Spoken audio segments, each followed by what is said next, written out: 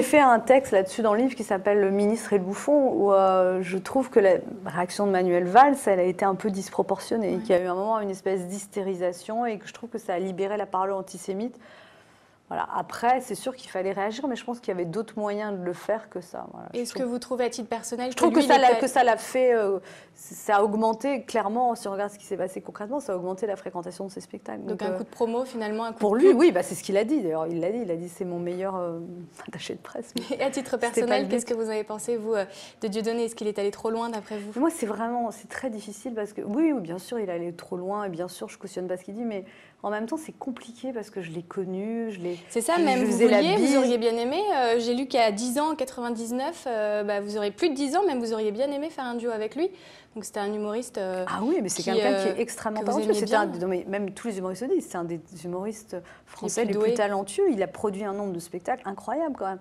Un nouveau spectacle tous les 2 ans. Il y a des gens qui tournent 10 ans avec le même spectacle. Donc c'est quelqu'un de très créatif. C'est très dommage qu'il soit rentré dans cette espèce de spirale négative. Mais bon, c'est comme ça. C'est son choix. Je veux dire, je pense qu'il a eu un moment... Je me souviens d'avoir une longue discussion avec lui à Montréal quand tout ça avait commencé. On était au Festival du Rire, on a pris un petit déj. Enfin, et voilà. Et puis il y avait, voilà, Bedos avait dit Dieudonné, il est camerounais, mais il est breton par sa mère, qu'il a un côté tête de mule. Mais bon, non, c'est plus quelque chose qui me fait vraiment de la peine en fait, cette histoire. Ça m'a glacée en fait. Ça m'a glacée par la teneur de ses propos. Ça m'a glacée par l'espèce d'opprobre qu'on lui a jeté. Mais encore une fois.